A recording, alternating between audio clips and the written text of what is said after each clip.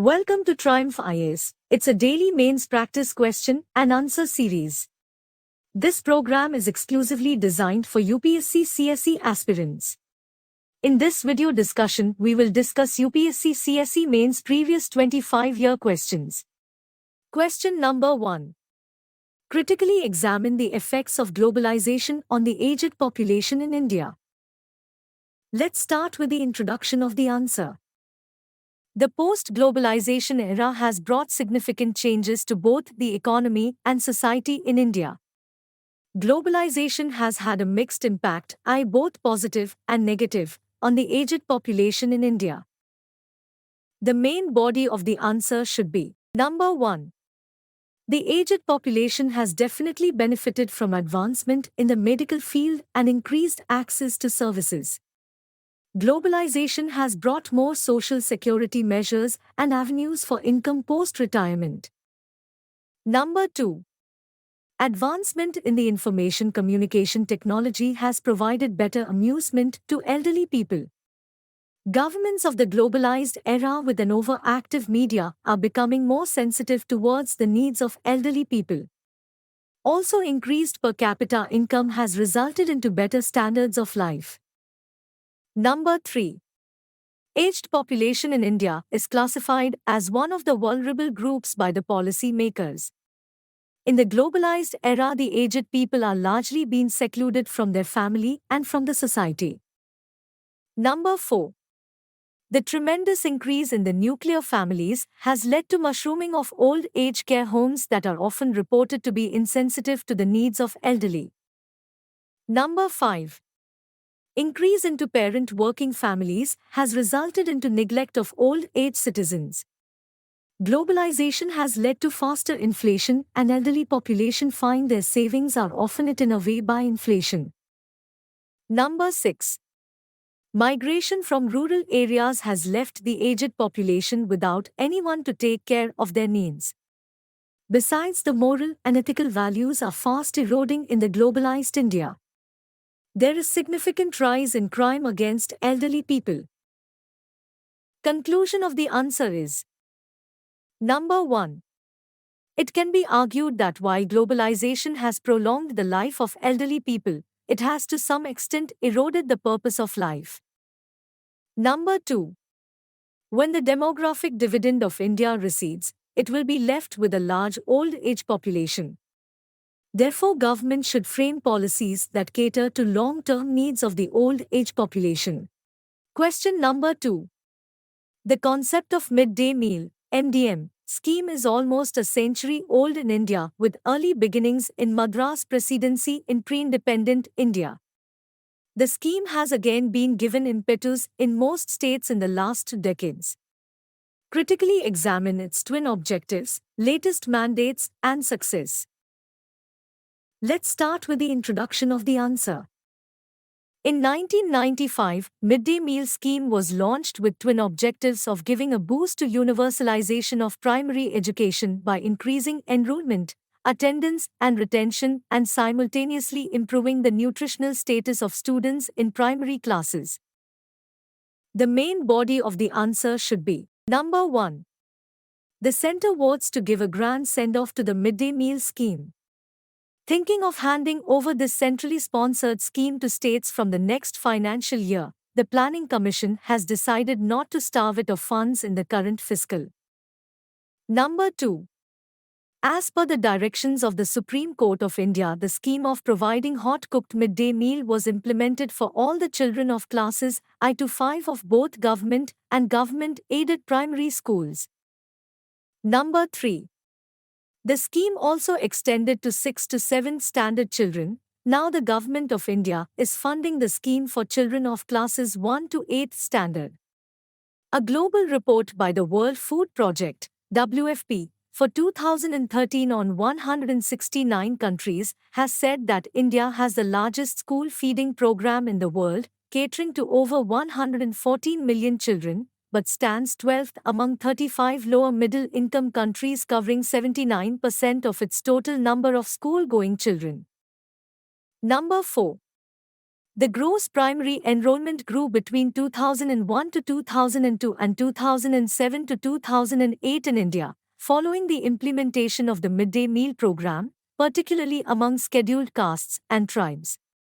School feeding can only help if the other major elements that are prerequisites for learning, such as teachers, textbooks, curriculum, and an environment conducive to learning, are also in place. Conclusion of the answer is: care should be taken to avoid using teachers or education staff to prepare food. Other weaknesses remain, such as insufficient allocation of budget for food transportation and infrastructure. Late disbursement of government funds too has a negative impact. Question number 3. The frequency of earthquakes appears to have increased in the Indian subcontinent. However, India's preparedness for mitigating their impact has significant gaps. Discuss various aspects. Let's start with the introduction of the answer. India is divided into 5 seismic zones, with Zone 5 being the most active and earthquake-prone.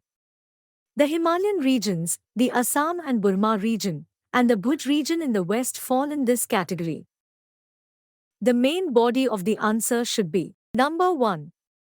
While the time of occurrence of a big earthquake cannot be predicted accurately with existing technology, the foreknowledge of potential danger areas can help mitigate the impact of a disaster. Along the Himalayas lie 2 fault lines, the main boundary thrust and the main central thrust. Running parallel to the Himalayan ranges to a width of 100 km to 120 km, this region has a history of earthquakes. Number 2. India has witnessed some of the most devastating earthquakes during the last century, like the one in Kangra, 1905, Bihar, Nepal, 1934, and in Assam, 1950. Number 3. In the recent past, earthquakes have caused havoc in Uttarkashi, 1991, Latur, 1993, Jabalpur, 1997, Chamoli, 1999, and in Bhuj, 2001. The movement of the Indian tectonic plate against the Eurasian plate has created accumulated stress. Number 4. This stress is released in a manner that makes predicting earthquakes impossible. When a major event happens, part of the stress is released at that point but accumulates in a different part of the belt. Thus, there is no natural escape for the region from susceptibility to earthquakes. Number 5. India's preparedness for mitigating the impact of earthquake has significant gaps. Mitigation and preparedness measures go hand in hand for vulnerability reduction and rapid professional response to disasters. 6. The Bhuj earthquake in January 2001 brought out several inadequacies in the system. Professionally trained search and rescue teams were not available, specialized dog squad to look for live bodies under the debris were not available, and there was no centralized resource inventory for emergency response. 7. Although Army played a pivotal role in search and rescue and also set up their hospital after the collapse of government hospital at Bhuj, the need for fully equipped mobile hospitals with trained personnel was felt acutely. 8. Despite these constraints, the response was fairly well organized. However, had these constraints been taken care of beforehand, the response would have been even more professional and rapid, which may have reduced the loss of lives. Specialist search and rescue teams from other countries did reach Bhuj.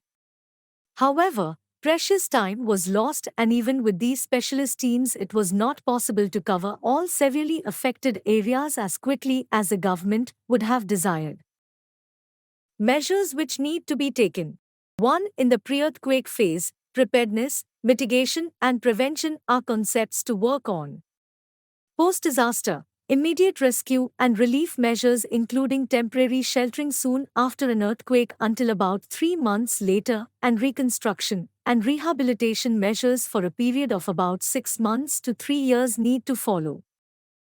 2. To encapsulate, the most effective measures of risk reduction are pre-disaster mitigation, preparedness, and preventive measures to reduce vulnerability, and expeditious, effective rescue and relief actions immediately after the occurrence of the earthquake. 3. Depending upon the calamity and its consequences, strategies can also be divided into long-term, 5 to 15 years, medium-term, 1 to 5 years, and short-term, to be taken up immediately in high-risk areas. Conclusion of the answer is: since it has been realized that earthquakes don't kill people but faulty constructed buildings do, the task of reducing vulnerability of structures and buildings will be the key to earthquake risk reduction.